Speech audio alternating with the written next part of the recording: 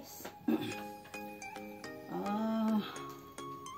Day off ng Lola today. Monday. Haggard na haggard. Ayan o. Hindi ko na inumpisahan kanina kasi mahirap. So, medyo ngayon is nahihirapan pa rin ako. Pero, ayan.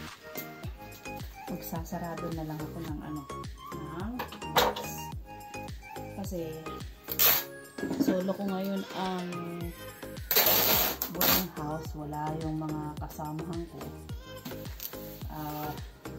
As layout ko ngayon. Ipinalit ni Amo yung aking layout kahapon, Monday. So, gusto niya akong bayaran na naman. Sabi ko, no. Because my box is not already sent.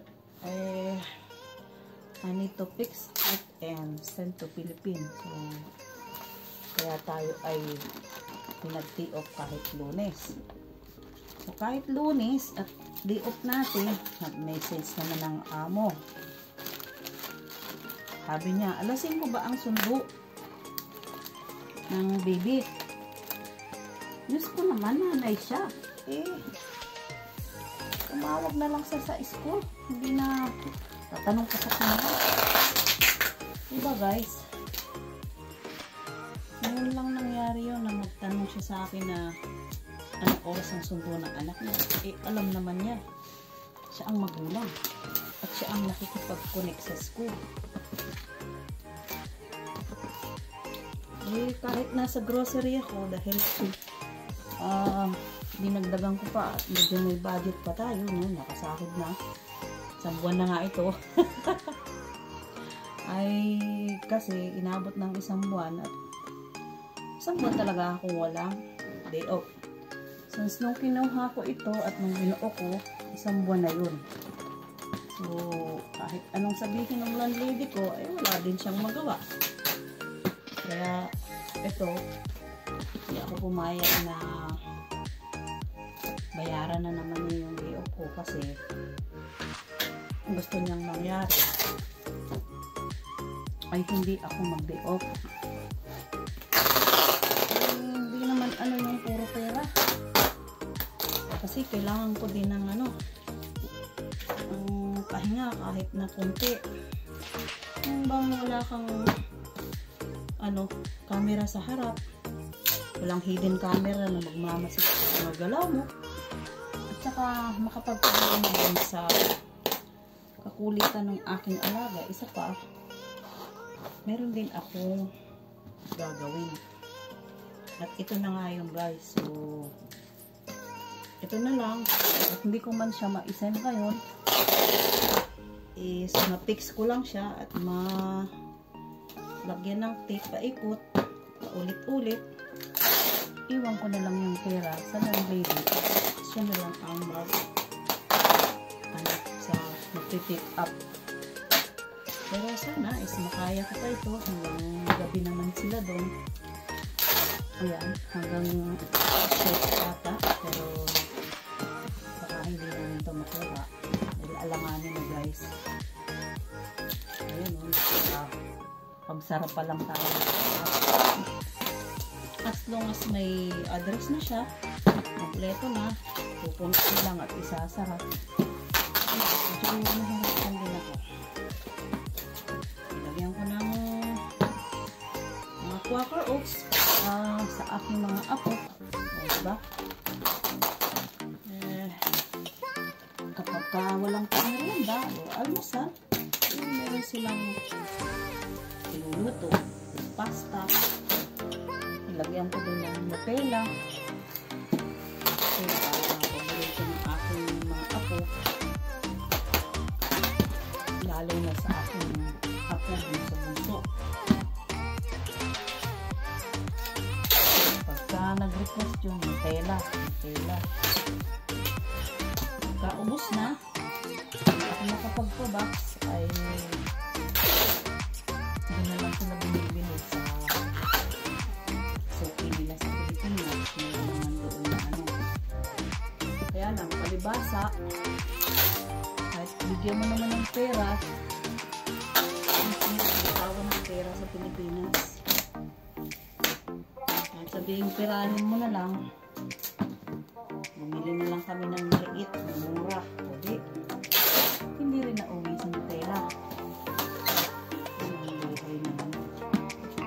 OFW. Napapagbigay ng kaligayahan sa kanila. Kahit sa ganito. As in, mahal din naman magpabak. Kasi ito ay hindi mo na itatanong guys. Ano? Ang pagsin nito sa Pilipinas, almost Lona. Oh. Almost 6,000 yung guys. Ano? Na-deliver na? Okay. Very good. Oh, ayan. Vlog tayo guys. Hindi. Nagsasara ako ng ng box. Habang nag-vlog. Diba?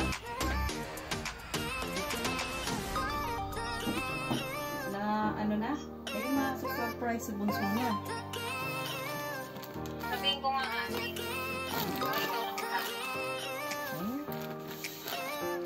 Sabihin mo naman.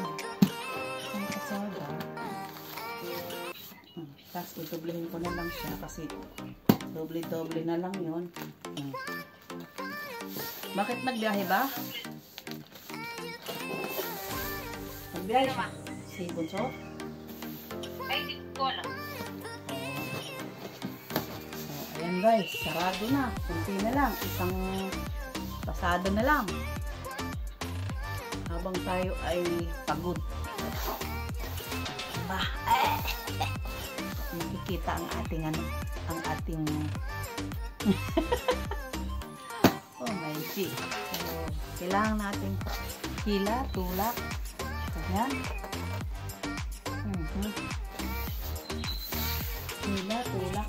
Kayang-kaya yan. Ng isang 45 years old in opposite. Ay. Kasi guys, pag dito sa ay medyo kailangan ng i-fix.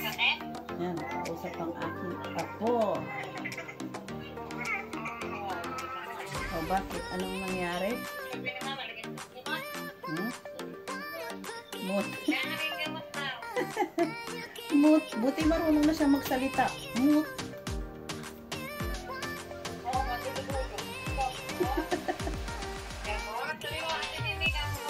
Yan ang aking apong 2 years old si December.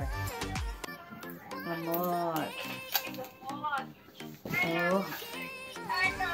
Ito, masakit? Hindi mo kayo masakit? Ito. Ano daw? Ito, may gamot. Ito nga gamot to. Ayaw iniinom na gamot. Ayan guys, maraming salamat. Bye-bye. Thank you for watching. I love you all.